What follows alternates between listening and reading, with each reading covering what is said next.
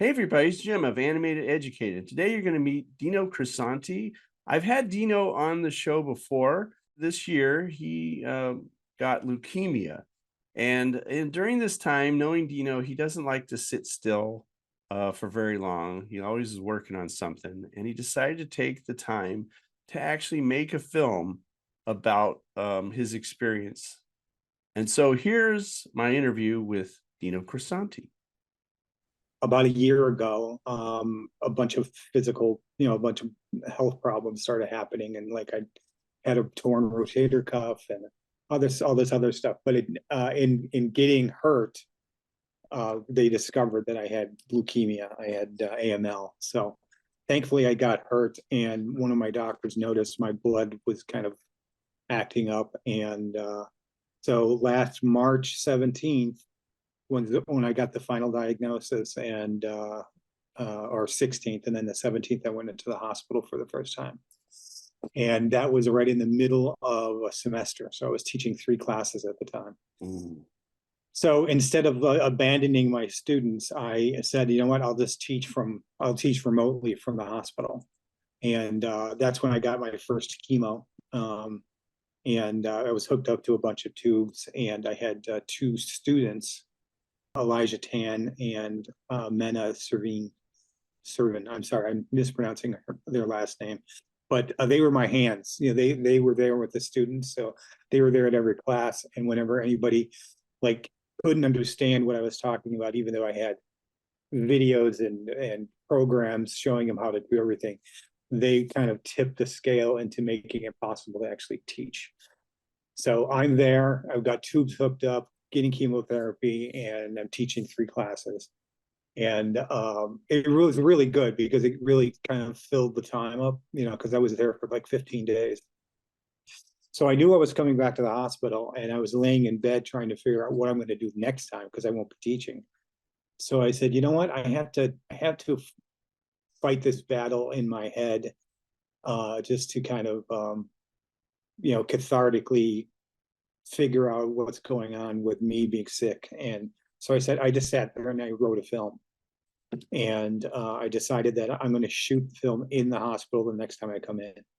And it's the absolute worst environment ever to shoot a stop motion film.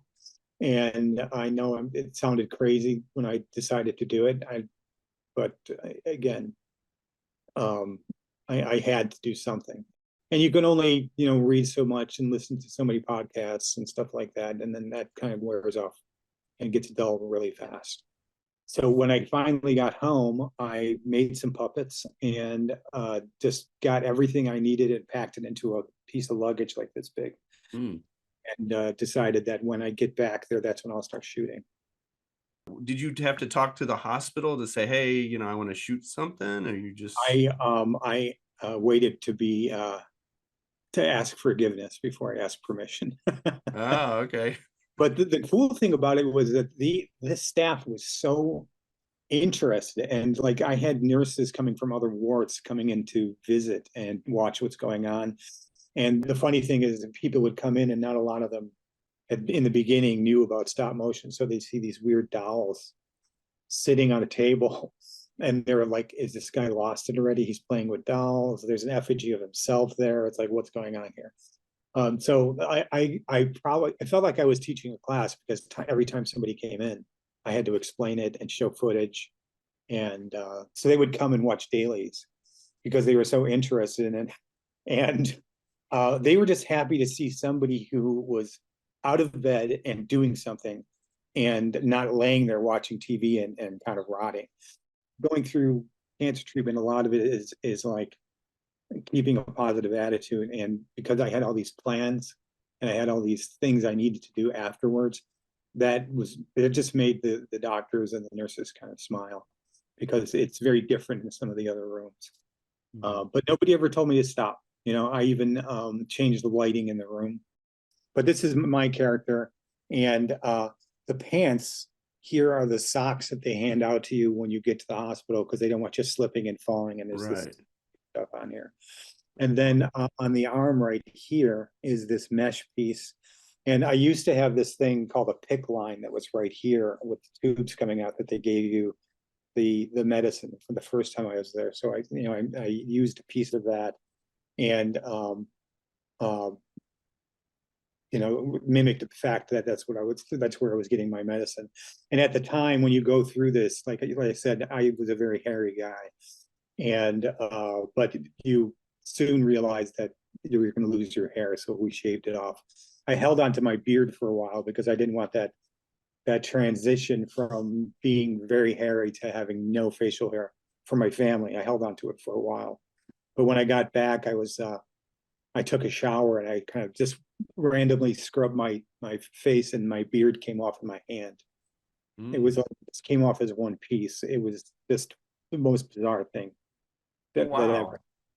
So there's so many bizarre things that happen to you physically, the changes you go through. But Yeah. I said, you know what, I'm going to represent myself, so I could just kind of show this nice expression. And it's a foam carved puppet, and there's a nice armature in there, and there's some tie downs, and then like I said, the eyes, and now the eyebrows are soft clay, and the mouth's a replacement. When you were making the idea, did you just kind of rough out some idea? Well, maybe I have this or that, or did you have a complete story or? I didn't have the whole thing complete. Like I wasn't sure about the ending. I didn't want to make it serious.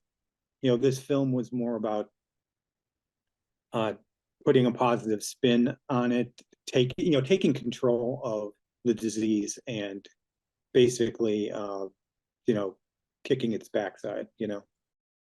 And Luke is like you said, he's kind of this stark sort of dandy of a character who doesn't feel like he's doing anything wrong, but obviously he's the bad guy.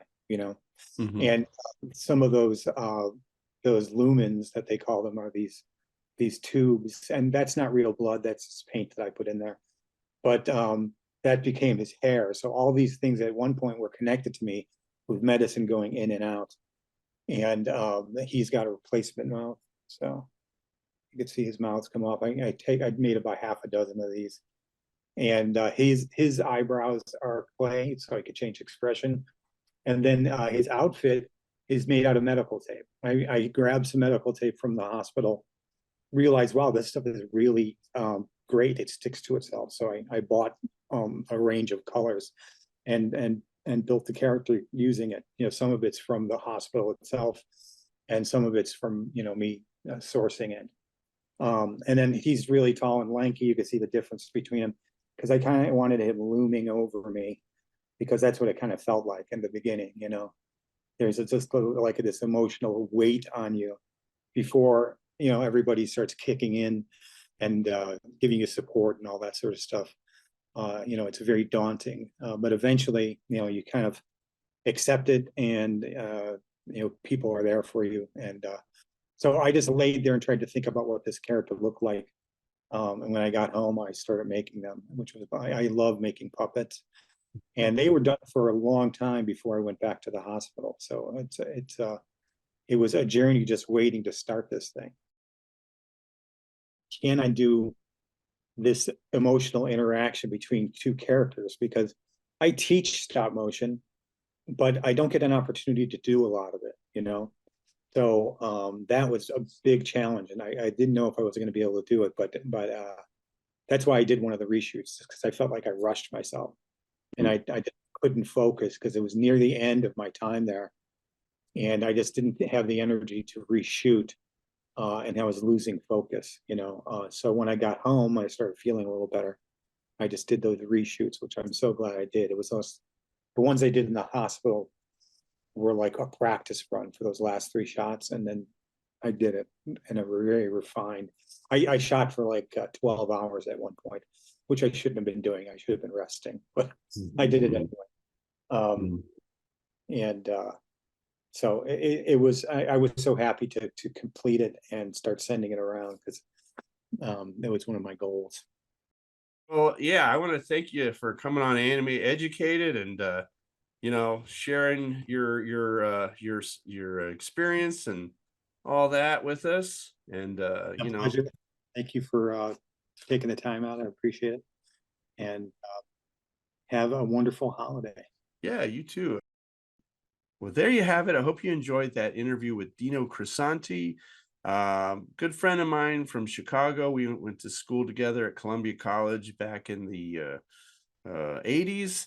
And it's good to see him again. And I'm glad everything's working out for him and his family. So if you'd like to check out his YouTube channel, I'll put a link below, as well as his GoFundMe campaign if you're interested in helping him out.